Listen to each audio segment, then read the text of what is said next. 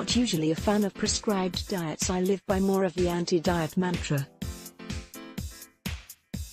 Call me jaded, but the word diet has a bit of a negative connotation these days, with fad and restrictive usually preceding it. So, when I had the chance to give Dr. Axe's new Keto 360 program a 2-week test run, I did some serious digging on the ketogenic diet and whether it's healthy.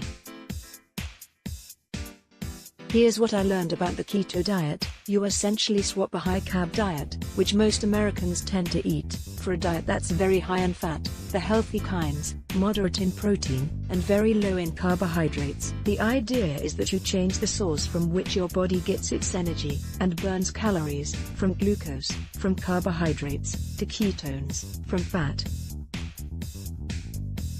This shift doesn't happen after one bulletproof coffee, though. It usually takes a few days of eating this way for your body to reach ketosis, where it's looking to fat as its first source of fuel. Once there, though, your body will be burning fat all the time, says Dr. Axe. It doesn't matter if you're working out or sleeping, or what you're doing, your body continues to burn fat in ketosis. Armed with the 411 on how the keto diet works, I felt encouraged and relieved. The concept is rooted in nutrition and weight loss science. And from my initial conversations with Dr. Axe, I liked knowing that ketogenic diet results are always meant to be time-bound. Eating this way is not a lifestyle, and that makes sense. You may have heard that the keto diet was ranked last in the US News & World Report's 2018 list of the best and the worst diets. While I embarked on this journey before that news came out, I would have given the keto diet a try regardless. Part of the criteria for that ranked list was whether a diet was sustainable and easy to follow.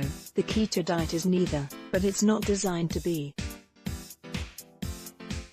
I don't recommend people follow strict ketogenic diets for their life, says Dr. Axe. I recommend 30 to 90-day periods, and after that moving into more of a cycling phase, where you can cycle in and out of keto. Dr. Axe admits that following a keto diet will be difficult for most people, since many Americans have diets high in sugar, salt, and carbs. But he says that the potential benefits, boosting brain health, supporting muscles and overall improved performance at the gym, at the office, and in life, are worth putting in the hard work. Just look at the keto diet results Jen Widerstrom saw after 17 days. All of that said, I was ready to put the keto diet to the test, and in the weeks between Thanksgiving and Christmas, no less, I relish the idea of proving that eating fat doesn't make you fat, a diet myth that I'd like to see die a faster death. Prep period. All new habits need a plan. Luckily, I had the Keto 360 blueprint, which mapped out how this was all going to go down. Dr. Axe at my disposal for all the questions, a Keto 360 approved food list, and a husband who agreed to jump on the 2-week keto bandwagon with me. Research shows that having a buddy system will increase your rate of success in fitness, a diet, and even sticking to your New Year's resolutions. Still, sitting down to figure out my first week of keto diet meals and snacks was daunting. Side note, I knew that if I was going to succeed at this, I'd have to be able to buy lunch. Luckily, Dr. Axe is totally on board, saying that most cafe salad bars will have what I need to create a keto meal, a big spinach salad with salmon and avocado, for example. Keto meals seem so heavy and rich to me, and it just wasn't how I was used to eating. Plus, I consider myself a flexitarian, so the thought of eating more meat, and more often than I typically would, gave me pause. Dr. Axe assured me that even vegetarians could pull off a keto diet if they planned well enough. Vegans can, too. That said, he's a proponent of animal products and red meat specifically, because of the iron it provides for women, who are more susceptible to deficiency, and because it can bolster energy when carbs are lacking. These are the other things vegetarians need to be aware of before going keto. Still, I enjoy cooking and I plan my meals on the regular anyway. With a keto food list in hand and advice from Drive, Axe in my mind, I filled my grocery cart with family-size versions of what I regularly buy: apples, berries, nut butter, kale, and a lot more meat than I ever have in my cart at one time: ground lamb, chicken, real bacon. What was missing? Some of my usual high-carb items, like whole grain English muffins, orange juice, butternut squash, and tortilla chips. While I was feeling pretty confident about my ability to cut back on obvious carbs, I felt less sure about doubling up on my fat. This is one aspect of the ketogenic diet that I think a lot of people misunderstand. Keto is not just a low-carb diet, it's a high-fat diet, too. I can tackle coconut oil and avocado just fine, but there was one thing about the next 2 weeks that was looming over me: the intermittent fasting, Dr. Axe built into his program. Not all keto diets include this. On Keto 360 you can choose from 3 different eating windows, and I went for the longest, noon to 8 p.m., which meant I wouldn't be eating solid food until midday. I have an active fitness schedule, which needs fuel and recovery on a regular basis, so I was concerned I'd really miss my morning yogurt with berries and be left feeling hangry by 10 a.m. Not to mention, some food pros feel the potential benefits of intermittent fasting might not be worth the risks. Drive. Axe assured me that not only could I handle the but that temporarily starving the body this way will allow it to heal. When you're fasting for a period of time, you're essentially letting the systems of your body completely rest and recover. And he's right. This is exactly why sleep is the most important thing for weight loss and health, why there are such things as beauty night creams, and why rest days are crucial to meeting any fitness goal. The breaking down of food, the rapid turnover of cells, and the repairing of muscle tears all happen during rest. Thus, it's not like I couldn't feed my body anything until noon. Low-carb keto drinks such as tea, water, and coffee were all options, and Drive Axe suggested adding protein, such as his bone broth or collagen protein powders, to my liquids to help fend off hunger. So, throughout my 2 weeks, I experimented with Drive Axe's bone broth protein and collagen protein, as well as unsweetened non-dairy milks such as almond and oat milk. I'll cut to the chase on this one. While expert opinion is mixed on the bioavailability of collagen powder and its potential health benefits, through trial and error, I landed on coffee with oat milk and collagen peptides as my go-to morning brew. I also took some of Dr. Axe's Keto Fire supplements in the morning. They contain exogenous ketones, which is a fancy way of saying bonus ketones my body doesn't produce on its own. With meals planned, research done, and supplements on hand, I was ready and excited for the challenge. Here's a snippet of my 2-week experience, and the keto diet results that came with it. Day 1, it's 8:15 a.m., and my stomach is growling. It knows it's time for its breakfast, and I'm depriving it. I blended my protein coffee and ran out the door. My first thought is that the vanilla flavor is a nice complement to black coffee. But toward the end of the thermos, I realized that no matter how you dice it, vanilla bone broth protein coffee is not the same as a vanilla blonde roast with skim milk. Day 2, there's a bagel shop less than a block from my office. I pass it every single day and never really think anything of it. Well, not today. The smell of the freshly baked everything bagels, and was that veggie cream cheese I smelled, was wafting out the door as I walked by extra quickly, though I found out later that there is a way to have bread and still stay in ketosis. Day 3, I'm tired AF. Like the kind of tired when you're so exhausted you have to use your left arm to lift your right arm. Somehow, I pry myself out of bed to work out only to realize cardio has never been more cardio, so some chill strength training was going to have to do. I now know these 8 things about exercising while on the keto diet. Nonetheless, feelings of lethargy were to be expected, says Drive Axe. who says days 2 and 3 were also the hardest for him the first time he tried keto. Everybody is different, he assures me. Some people feel better by day 5, others take 2 weeks. Day 4, grabbing lunch out has been successful thus far. Today was some tilapia, zucchini, and yellow squash, and a kale and tofu side salad. I tossed on half an avocado for good fatty measure. Oh, and I noticed that I've lost a pound already, which is definitely just water weight. Carbs hold water, so limiting them is a surefire way to release some fluid in your body, but nonetheless, weight loss wasn't my objective, but I doubt I'm alone in thinking, I'll take it. Day 5, as fate would have it, 3 p.m.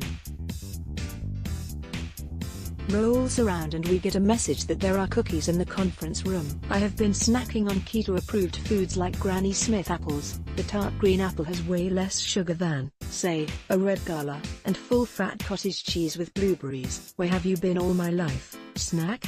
With no real trouble with cravings.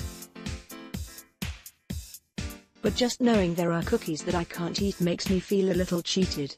Though these low-carb keto desserts help with that. Day 6, when I thought back to what I ate today, I realized that between my salad and my lamb burger, I ate an entire avocado. The Keto 360 plan recommends no more than half an avocado a day, and most nutritionists would probably agree. While the creamy, green fruit is filled with a lot of healthy fats, which I need in excess to stay in ketosis, at 300 calories a pop, that can quickly add up. 1 gram of fat equals 9 calories, opposed to 4 calories per gram for both protein and carbs. Photo, Instagram, at Alyssa_Speracino. It's true that calories are not the only thing that matters in your diet, but if you're trying to lose weight, which is a major reason many people tried the keto diet, being mindful of combining all those high-fat foods is important for success. Day 7, peak exhaustion set in back on days 3 and 4, but I rounded the corner and started to feel more like myself the last couple days. Now at the halfway mark, I feel like I've gotten this keto meal planning thing down, even if the food isn't everything I hoped and dreamed. More on that below. Plus I'm able to effectively train the way I'm used to. Over the weekend I hit the bar, the bike, and the kettlebells, and it feels great. I have my energy back and then some. And I simultaneously feel lighter, down another pound, and stronger. Day 8, I'm still struggling to find a morning beverage that I enjoy and that keeps me full, so I try flavorless collagen protein powder with my coffee plus a splash of macadamia nut milk. It still isn't the same as a French press with cream, but it's a win. On the solid food front, I'm starting to get a little grossed out about all the meat I've eaten in the past week.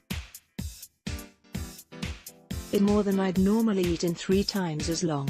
Lamb burgers, turkey lettuce wrap tacos, chicken salads.